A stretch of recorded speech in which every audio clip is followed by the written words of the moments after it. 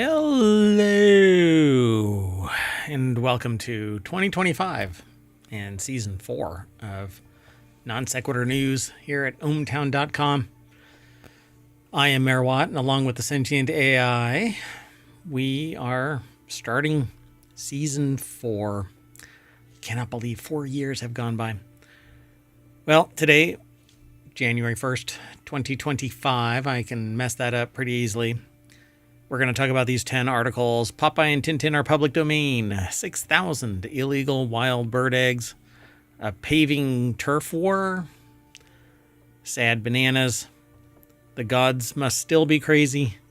Puerto Rico grid failure. And then a series of recalls. And I actually kind of have this messed up because the titles aren't correct, but I'll correct them. Anyway, there's a broccoli recall that sparks a warning across 20 states. There's, oh, wait a minute. What's going on here? Euros recall in 19 states, an enchilada recall nationwide. And this one is discharging Tesla inventory hurts. That and more.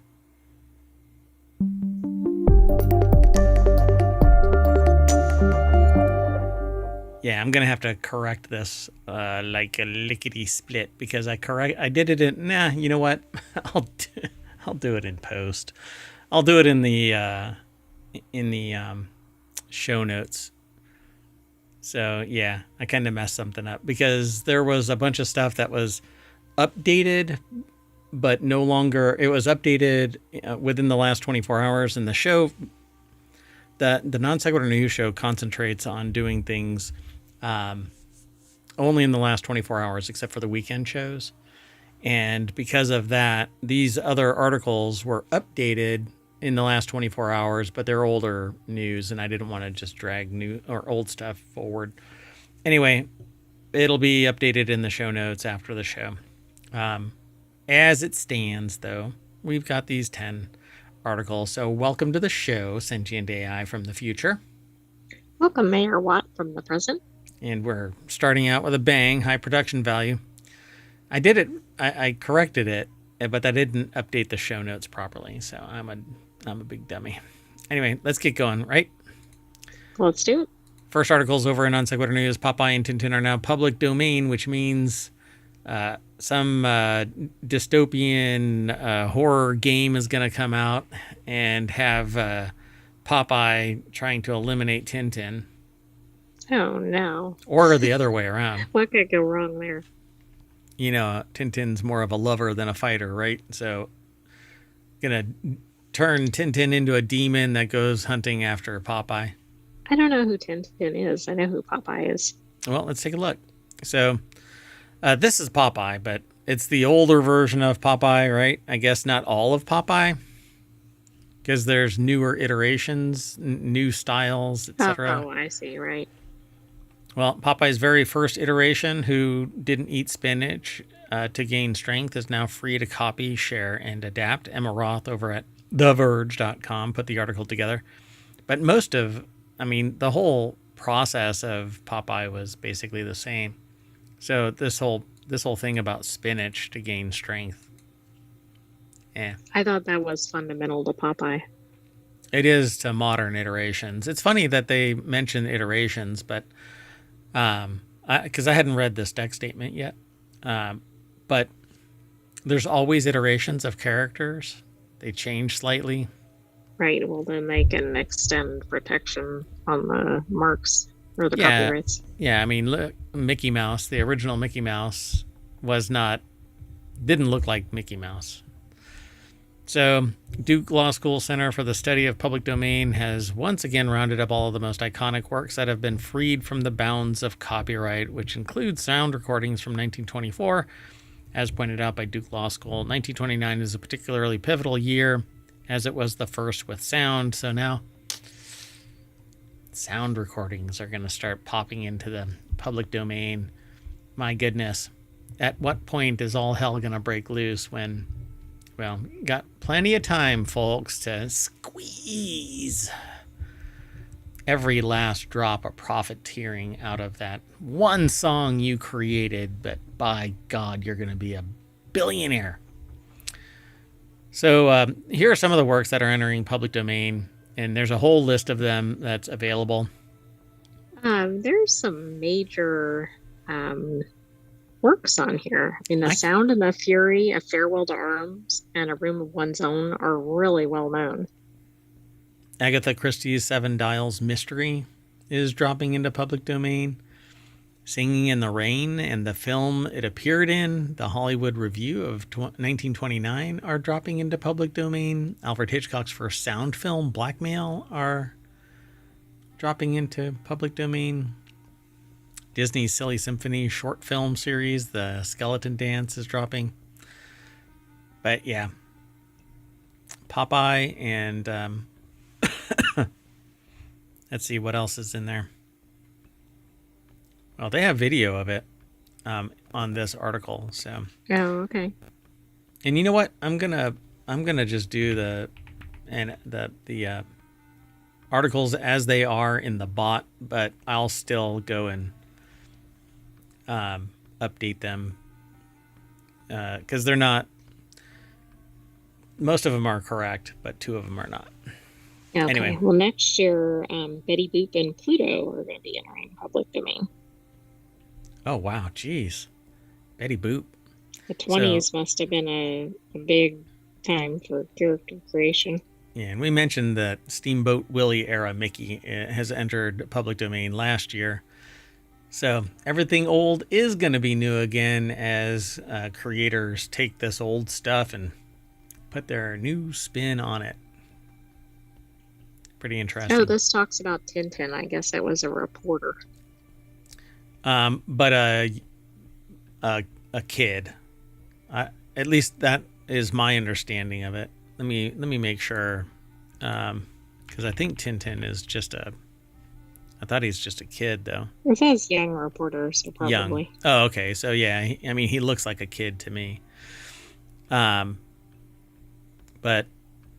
if I recall correctly, they had a dog and. That's right. It says Snowy or Malou if you are speaking French. Gotcha. Oh, yeah. There it is. His pup, Snowy. And now, I think there's like movies or something like that. Hold on. Yeah, there's a Tintin movie, The Adventures of Tintin, and then Tintin 2 is coming out in 2025. Okay, and I didn't know Tintin was from a comic book originally. Yeah, Valerian is a comic as well from like this era, if I recall correctly. Oh. So let me see. It's been around for a long time. Let me see. Yeah, 1967. So it first appeared in Pilot magazine. 1967. Anyway, so we got a while on that. Yeah. And what's really interesting about the Valerian one is that I just saw a video talking about why did Valerian kind of flame out, a $200 million budget. And I guess the people that were really dedicated to Valerian, the comic, didn't really find alignment with Valerian, including the lead actor, but not the, what is her name? There's Valerian and Laureline. Yeah, Laureline, I don't know the actor names. Yeah, the Laureline everybody really liked, but Dane DeHaan, it looks like, is Valerian. Yeah, they didn't think that he had a very commanding presence, and Valerian is this kind of bro, kind of buff dude that would have been more if it was somebody like bigger, like what's his name? Oh, the dude that took over. What is it? We really like the series where his brother was killed right away in the field, and he goes to the town to find out what happened with his brother. Jack Reacher. Jack Reacher. The series, not the movies. Yeah, the series. So like if he would have been Valerian. Oh, that would have been a little different. Yeah. Who is Although, that? even in the That's Reacher Alan series, Richardson. even in the series, Reacher is kind of portrayed as kind of a guy, even though he's brilliant. He Maybe that's part of the shtick. Like, yeah, if he must comes be. across like that, he can Do whatever. investigate or whatever. Oh, right. They let his guard down, or they let their guard down because this guy is just a bro kind of Chad dude. Anyway, let's keep on going. The next article is over on the Marble Channel. Police seize 6,000 illegal wild birds' eggs in largest UK raid ever. I don't know if they were duct taped to something or if they were put somewhere and they were found going through a scanner. But I haven't read the article yet. But I don't know how you can carry around 6,000 illegal wild bird eggs. I'm sure that they were I stored somewhere. suspect they're at a property, but I don't know. Yeah, I'm sure. So believe it or not, that's what just happened in the UK. The largest UK raid ever found 6,000 illegal wild birds' eggs. The largest haul of illicit birds' eggs was collected. According to The Guardian, up to 6,000 eggs were confiscated in the seizure across Scotland, South Yorkshire, Essex, Wales, Gloucester. This was part of the largest project, or a larger project called Operation Polka, Pulka, Polka, which has made similar discoveries in Norway, where 50,000 illegal eggs were spotted, and another 3,500 in Australia. So the article is over at vice.com. Is that 6,000 eggs? I don't think so. That is not 6,000, but it is a screenshot. I don't know where the byline is of this. I don't know this is by. Maybe it'll be at the bottom. Yeah, okay, we'll give it a shot. So they say, believe it or not, that's what just happened in the UK. I'll admit, the author says, they never really heard about the black market for eggs before this story. In 1954, the UK made this a criminal act to combat historians and rich people hoarding rare eggs for their trophy cases, which has resulted in the extinction of various animals over the years. Then came the 1981 Wildlife and Countryside Act, which placed all wild bird eggs under one protective umbrella. That's pretty progressive back in the 50s. So what constitutes a wild bird and their eggs? Because... Right. I mean, aren't all birds, unless maybe it's like a breed that's used as a pet? Yeah, I've seen people go and collect eggs from around ponds just outside ohmTown. Hopefully not in the UK. Yeah. This sounds, though, very American. 1981 Wildlife and Countryside Act. Yeah. So the author, it doesn't say anywhere on here who the author is, so sorry. Let me see if there's one. No. Yeah, that's interesting. And we do see one for the photo, which is Essex Police, but... Yeah, the rest, I don't know. I don't see. And there's a lot of eyes in here. I'm sensing Nicolas Cage-led movie in which he traverses Europe, navigating clues on the illegal wildlife trade kingpins that span multiple countries. Author says that they'll watch it. I'd watch it. That sounds kind of goofy, but I think that would actually be a really good idea, because then that would get the general public aware of this issue. Yep. So, according to an agency called Traffic, a 2016 study suggested that illegal wildlife trade, and that's illegal wildlife, not just the egg market, but the entire market, is a $23 billion market. Isn't that outrageous? Pretty wild. Pretty wild life. Next article is over in the Marble Channel. 6 men from Paving family arrested after turf war attack on rival company. Sometimes the perfect headline comes your way at the right moment, right before the holidays. The author says that they began their first ever watch through of The Sopranos. They were too young to enjoy the classic series when it first came out, and by the time it ended, they should have begun the binge. And the ending was everywhere, and they knew what happened. So enough time has passed, so they finally began the HBO show. Well, Kyle Philippi over at Vice.com put the article together, and it says here, according to WMAZ, 6 workers who were in Buckland paving business rolled up to a project site of their biggest competitor, EH Paving, and began their attack. As unimaginable as it sounds, it gets better. The Bucklands pulled up with bats and allegedly a gun that wasn't thankfully used, and let it known to the EH crew whose town they're in. So now this does sound like a movie episode or like a TV episode. So the author says, when are we getting a Paving Wars HBO series? No, it's got to be a series on HGTV. Duh. Well, right. But I mean, I wouldn't be surprised if in the next 12 months we do get a Paving Wars of some kind, because somebody will be like, oh, we didn't have this idea yet. That's hilarious. 6 members of the Buckland family are facing charges. The oldest member, 77-year-old Mark Buckland Sr., pulled out a handgun to intimidate. Charges range from simple assault to aggravated battery. Okay, you know what I want to know? Is did the company or family get their area paved correctly? Or did the crew run off, which would be normal? There's like prints. I wonder, this couldn't be it. This is just a Getty image. They're just standing around looking at the paving machine. Yep, there it is. Yeah, it doesn't say. They'll be anxiously scouring the Atlanta newspapers to find out if and when a counterattack by EH Paving is carried out. Pavement wars. This is like stereotypical, right? Because think about like concrete and yeah. It like fits the description. They roll up and they're like, you're on the wrong side of the street.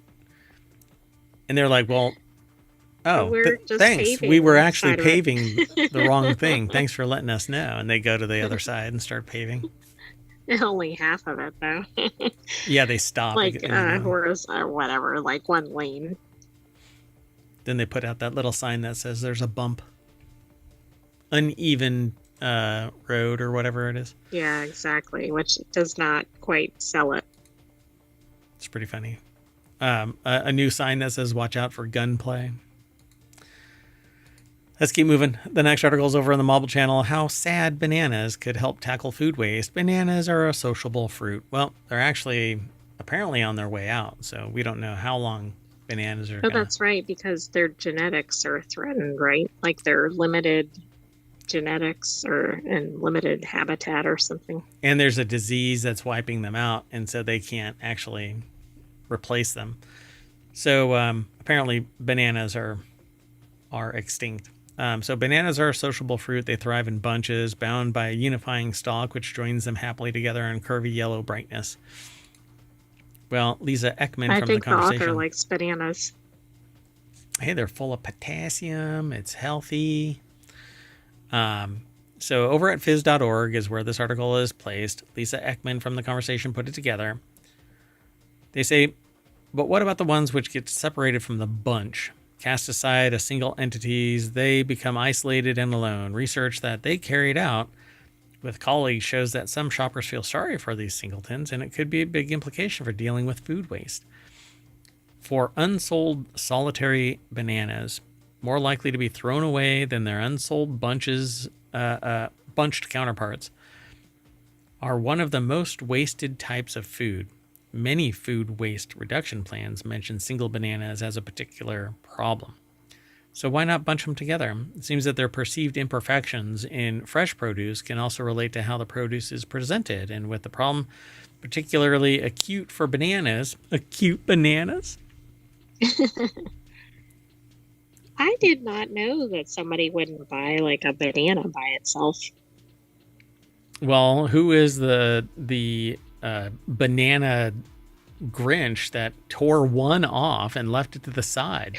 Well, exactly. Like if you're going to break up a bunch, leave a smaller bunch behind. Yeah, you adopt all 5 or 6 of them. You don't tear one and separate it from its family. If you're going to eat 5 of them, at least do the common courtesy of eating all 6 of them in front of each other. I mean, That's what you do.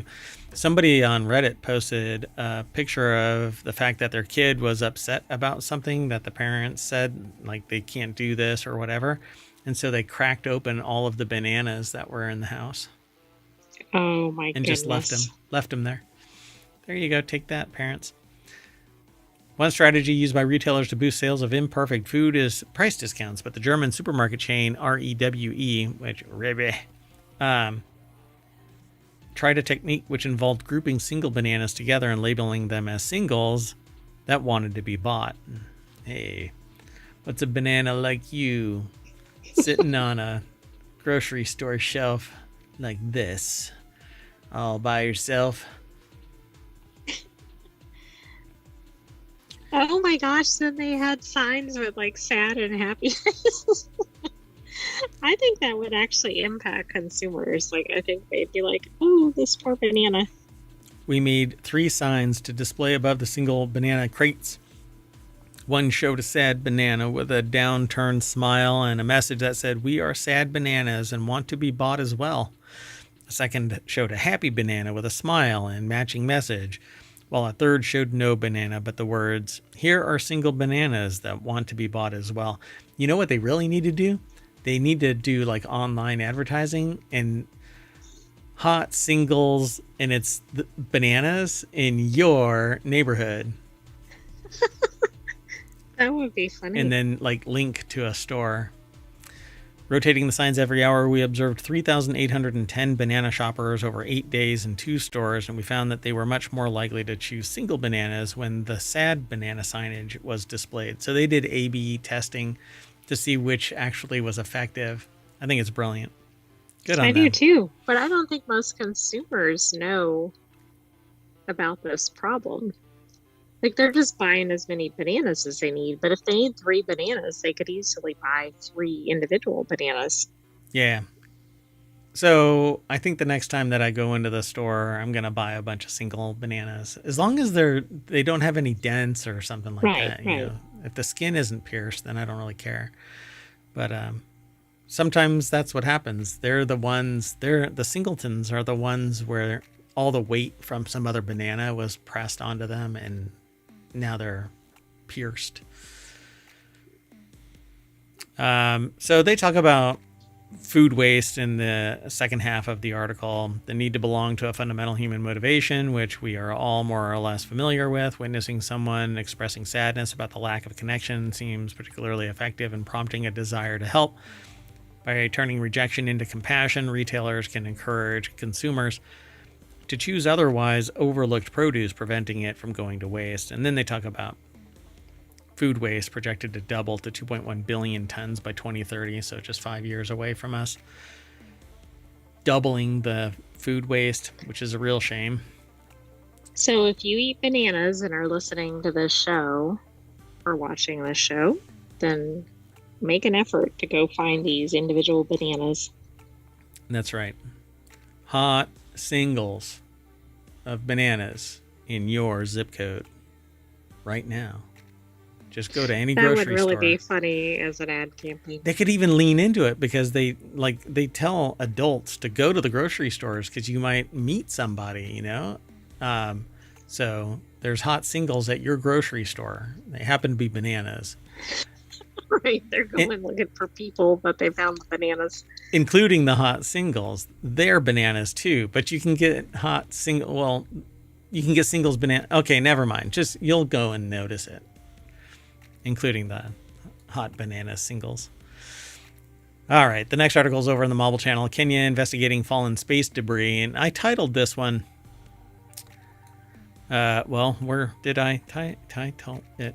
I don't know, but it must have had to do with the living room. Nope.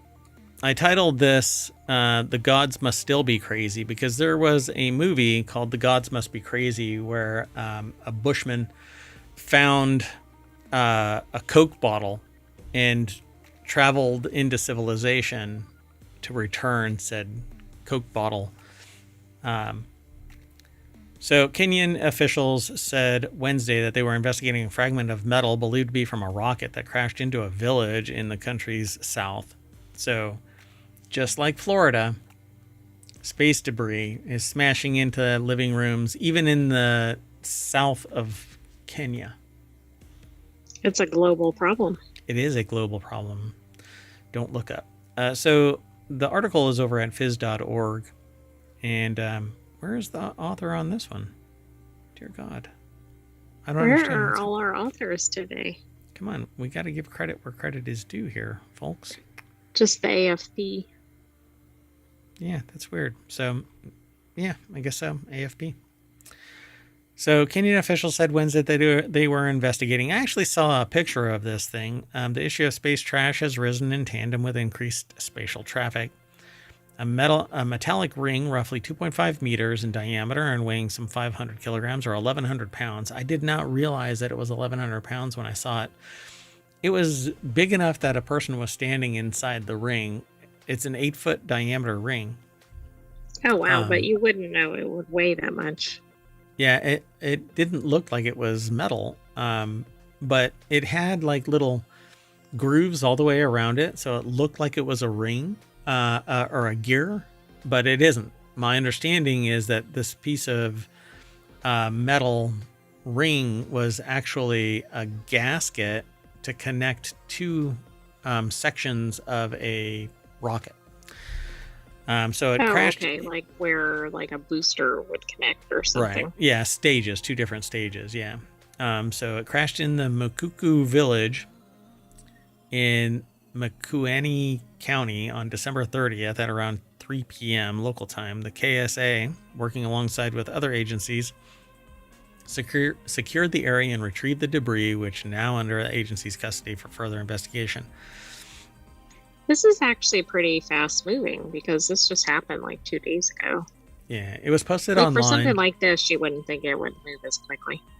Yeah, somehow it was posted pretty quickly online. And from there, it's basically goes viral because we're going to keep on having this happen. There's a shot ton of debris up in space. Some of it's being dropped when separation occurs. There's shields that are being blown off every time a shuttle launches, a shuttle or a spacecraft launches from SpaceX. So I think that this will continue. And they talk about the Australian sheep farm space debris, the Florida home space debris, and then it looks like China is getting criticism for allowing rockets to fall back, but doesn't say where. Yeah, some of their rockets are pretty nasty because of the chemicals that are used in their rocket. We got rid of that fuel system. It's this horrid orange toxic nightmare. Yeah, I think we did an article about that. Yep. Let's keep going. The next article is over in the Mobile Channel. Most of Puerto Rico left without power after grid failure. They've never really recovered since the frequency of hurricanes seems to be increasing. Right. And I heard that this was up to 90% at one point, which is pretty significant. Yeah, well, I mean, when they have only a few power suppliers, then, and it's just, there's no security. And we're going to talk about another element of security, but food security here after this article. But, power really should be kind of I don't know. When I start talking about this, it ends up somebody going, no, it's politics. You're talking about politics. No, what I'm talking about is society. And the power grid is there. It's built off of taxpayer dollars, or the expectation of performance on taxpayers and consumers of the electricity, right? So you can't just start up a power company and start laying cable. You actually have to work with the local and federal government to make that happen. And you have to meet certain requirements and be able to have a duty of care, that you're going to have performance requirements, quality of service, and so on. So you get tax benefits and you get subsidies and all this stuff to make it happen. And then you start charging consumers for that electricity. Either it is a corporation or it's a state-sponsored enterprise that, again, is made manifest because of a partnership with the rest of society. When something like this happens, it's because there isn't any competitor in the space. And so when the grid fails, they're like, tough shit. You know, it's like Reddit and the CEO going, you'll be back. So the article over here, oh God, I cannot imagine. Again, there's no byline. What the hell? What is happening today? I don't know. 2025, baby. So electricity supply had been restored to at least 1.25 million customers, or 85.6% of those affected by 10 a.m. local time, according to Luma Energy. Power had been restored to most of Puerto Rico after a major blackout plunged the island into darkness on New Year's Eve. The power company said preliminary findings indicated a fault in the underground cable that may have caused the outage, although investigations continue. So there was one cable that failed, and they had no failover. Yeah, that goes to the security aspect. Right, Puerto Rico, a Spanish-speaking archipelago, came under U.S. control in 1898 and has faced perennial infrastructure issues exacerbated by devastating hurricanes and a 2020 earthquake. The utility company said power had been restored to both the capital, San Juan's major airports, key water supply facilities, and to at least 31 hospitals. Yeah, I mean, this isn't just residences that are impacted. Yeah. I mean, it's the entire Puerto Rican infrastructure. What's interesting, though, is how, if it was one cable that went wonky, how did power get restored to only certain things? Well, that is interesting, isn't it? You said Washington had approved a 2-year extension for the use of temporary generators that provide the island with 350 megawatts in energy, which will now continue to do so until 2027. Yeah, I mean, I really feel like the whole grid needs to be redone. So, yeah, it says Ivan Baez, the spokesperson for power generator Genera, said in a local radio interview that the line believed to have failed was operated by Luma and brought down plants belonging to Genera as well as private generators. Luma did not answer direct questions about responsibility for the power lines. It was them. They need to. Mm-hmm. So, and for those in the podcast, I'm pointing in multiple directions. That's true. So it says this disaster has been more than a decade in the making, says Mr. Neves, a long critic of operators of the power grid. They say they're old, past their life expectancy. The operators have failed to properly invest for years. Yeah, I mean, if you get paid and the company still has cash reserves, it should be incumbent on them to upgrade the infrastructure. And this is the liability that they have. They should be held responsible for all of this. But what's going to happen? Hey, be thankful that we even brought it online. You know? That right there. We cannot continue. It's fascinating. And I wonder how much the people that are running this and the investors in this are, you know, pulling out of the system. You know, how much money? Are they operating at 3% margins? I doubt it. Everybody is still getting paid. That's what I'm saying.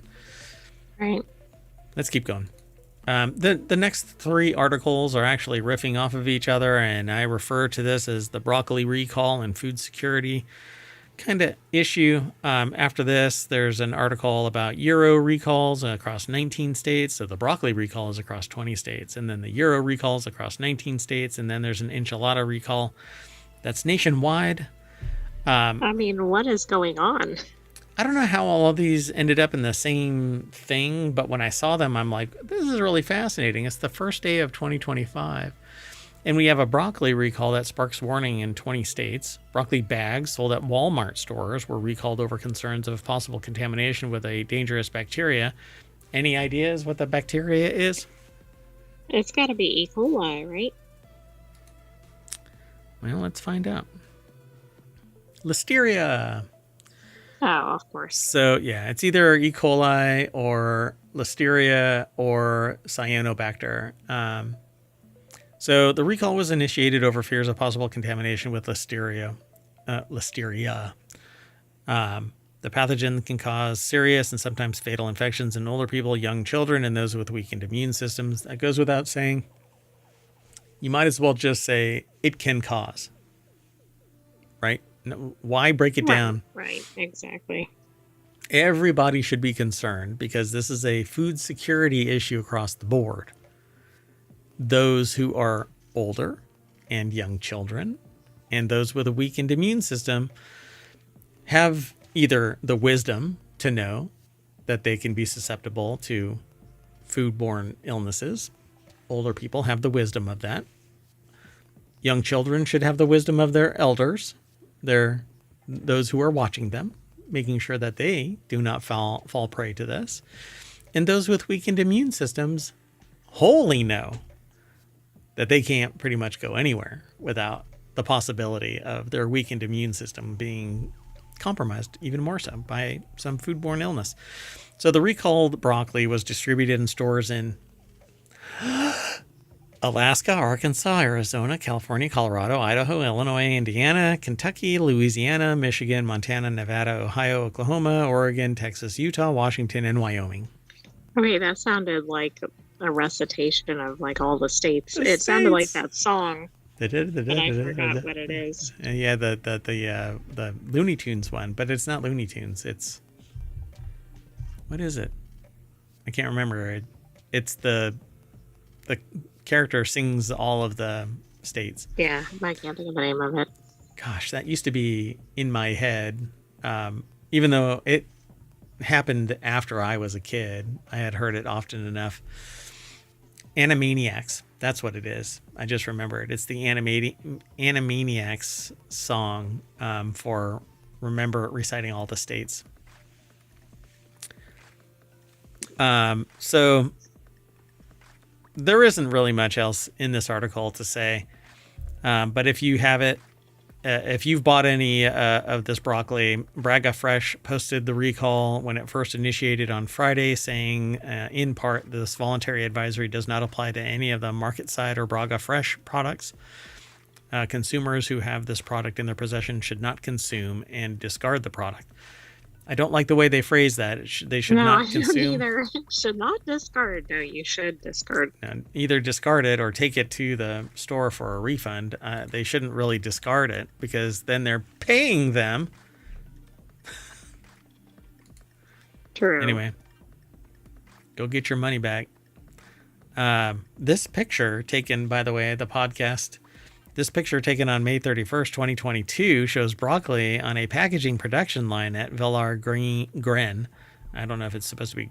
Oh, it is Green Cooperative in Saint-Paul-de-Léon, Western France. Broccoli sold at Walmart. So how many pictures of broccoli do they have out there? They picked one from outside the country. From 2022. And then it says that it was recently recalled. What the hell, man? Right, not the right location or brand. Google search, stat. All right, well, anyway. Funny. There's a video, too, and it says what is a food recall and what to do if your food is recalled. It's recalled. Take it back. Get your money back. Let's keep going. So gyros recall.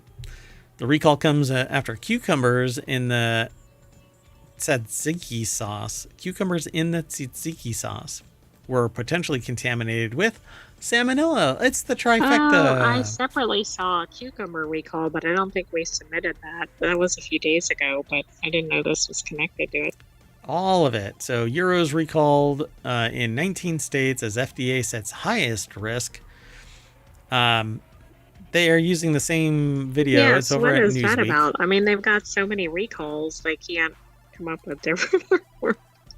So the broccoli recall sparks warning in 20 states was written by Ayla Slisko and Anna Commander, which their name is so freaking cool. They are definitely like a superhero, kind of a... Oh, yeah, like Avengers or something. Yep. So the gyros recall issued in 19 states as FDA sets highest risk is a Newsweek article written by Marnie Rose McFall. A class 1 a class 1 classification is the FDA's most serious risk. So what to know? They don't have a list. I need the list. Where's the list? No, they have a picture where it shows about half of them. And it's like, no, yes. And it's just a slightly different shade, you know? Exactly. Why don't they have like red and green or something where it's distinctive? My God, don't. Oh my God, even Puerto Rico. Oh, poor Puerto Rico. Oh, wait. It's a no. Not in Puerto Rico. So. Oh, okay. All right. Well, anyway, sorry for the lag in responding about this. The product is Beef and Lamb Euro Sandwich Express Meal Kit. And a Euro kit with trays and a Euro kit with no trays. You'll have to go to the website. And like I said, I'll post these. You know what? Here, I'll do it this way. That's the article for the broccoli. This is the article for the Euros. And now onto the enchiladas. And interestingly, inset into the Hero article were 3 other recalls that we did not have in today's show. Oh my God. Carrot, dessert, and onion. What the hell is going on? If you want anything green, just microgreen it in your basement. That's right. But also buy those single bananas while you're at it. And buy the singleton bananas, at least until we get a notice. Oh, look, now we have enough. No, just kidding. So the last article about food recalls today, because I guess day 1 of 2025 is Food Recall and Insecurity Day. They're trying to get out in front of it or something. I guess. Martha McCarty over at Newsweek.com put the article together. A nationwide recall of enchiladas has been announced after the Food and Drug Administration identified a potential health risk from popular frozen meal. The recall was initiated over fears that, again, listeria. So Civic Science recently revealed in a report that more than 80% of Americans are worried about food recalls. 1/3 of respondents said that they were very worried, and the data was based on more than 2,000 adults. So what to know? Newsweek contacted Sam's Club for a comment via email, and the problem is with the Members Mark Hatch Chili Chicken Enchiladas that are being recalled from Sam's Club, and they issued this recall voluntarily. They're packaged in aluminum or black oven safe trays, according to the recall notice. The product has a UPC code that you'll have to come and look at because there's no way I'm going to read all of that. But yeah, it's just a Sam's Club brand Members Mark Hatch Chili Chicken Enchiladas package. Which, if it's like most warehouse stores, is probably a large package of enchiladas. Yeah, particularly Sam's Club. Yeah. So customers who bought the enchiladas are encouraged not to consume them and to discard of them. Uh-oh. They did the same thing as in the previous article. Yeah, so and they have and to discard of them? Well, there's right, an of in there. The more problematic thing is it looks like don't discard them. Yeah. Urge not to consume them. And then they need to say, and should discard them, regardless of their use by date.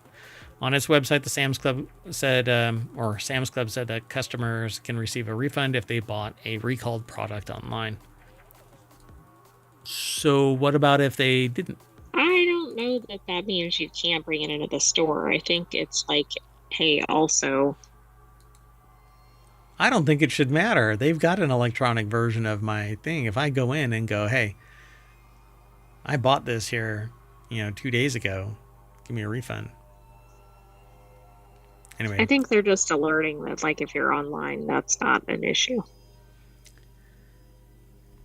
Yep. All right. Okay, so now you can't have anything with broccoli in it. You can't have any gyros, and you can't have any enchiladas. Right. Did you give the author name on this one? Martha McCarty, yeah. All right. The last article for today's Non Sequitur News is in Four Wheel Tech. Hertz is so desperate to unload Tesla inventory, it's asking customers if they want to keep their rentals. But there was an update to this that I already knew about, but I wanted to talk about this. Hertz bought a bunch of Model 3 Teslas for their rental fleet and quickly realized that it's basically a bad deal. And so Bradley Brunell put this article together. It's over at Jalopnik. It's based on a comment that was made on Reddit.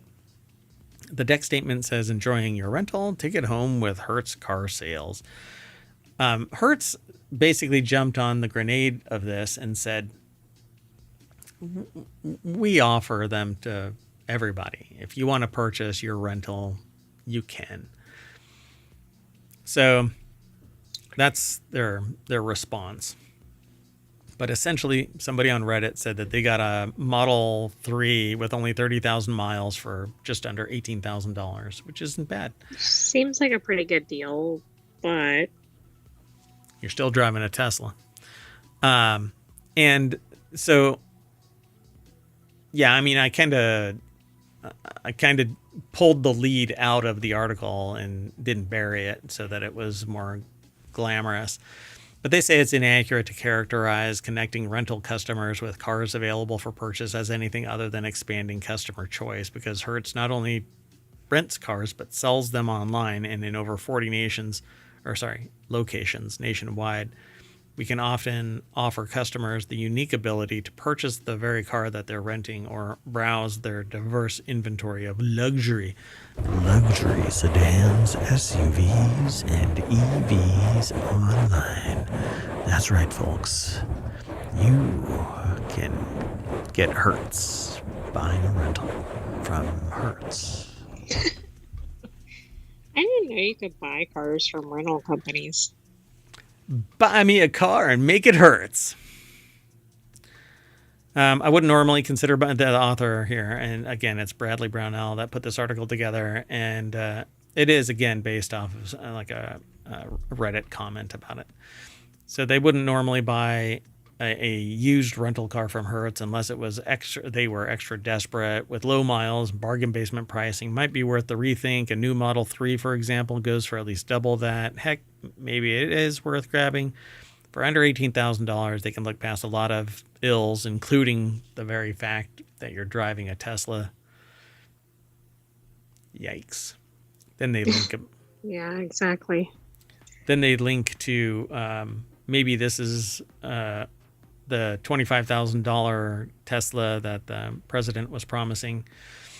And for what it's worth, there's a ton of used Teslas on the Hertz car sales site, but anything priced this cheaply shows well over 6 digits on the odometer and isn't nearly as appealing.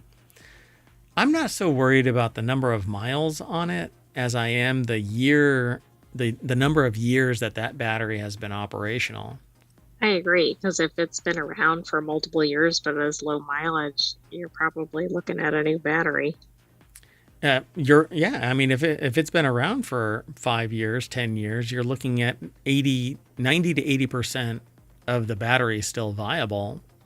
And 10 years on, you're looking at having to replace it no matter what, regardless of the miles. So, yeah, you're right. So it says it's unclear if the Redditor just got a particularly good deal, but there's more in this article. I wouldn't buy a Tesla, but no, the Tesla piece I think is the biggest iffy part of it. Buying from a rental car company, I think you'd have to really know a little bit about cars so you weren't getting a lemon, because customers are going to abuse those cars. Yeah, not my car. Yep. They might park it in some weird place. All right. Well, anyway, the article is over at Jalopnik, and enjoying your rental, take it home with Hertz Car Sales. So we are going to jump into a rental and drive down Main Street, ohmTown, as fast as humanly possible. But it's a rental, so we don't care if we grind through those gears, right? Come on, everybody. Y'all know you do it. Maybe you too will get charged $5,000 for gas that you didn't actually buy. That's right. Physically impossible. All right. Well, anyway, I am Mayor Watt. I'm saying bye, and so is the sentient AI. We are looking forward to 2025. I was actually debating, but let's go 2025. Don't show me anything. Don't sit there and go, is that all you got, 2024? No. 2025, we need 2025 to be easy mode. The next 5 years needs to just be chill. Pump the freaking brakes and let us relax a little bit. But no, you're probably going to drive prices up. Never mind. Let's not soapbox at the end of the show.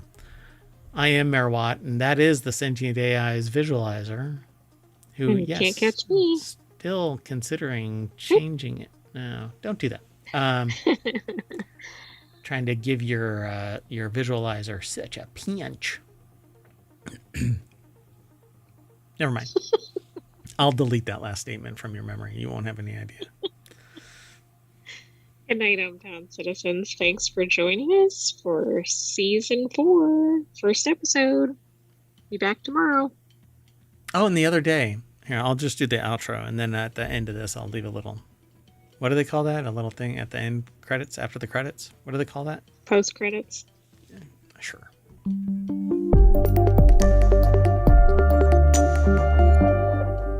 So the other day, I left my drink on a counter, and a cat said, I really like that straw, and knocked it over, and I heard it fall, and I'm like, oh my God, that's my drink. And by the time I got back to it, it had sat there and pushed it off the counter that it was on, breaking open the lid, and all of my unsweet iced tea splattered across the floor onto a power strip. Living the dream.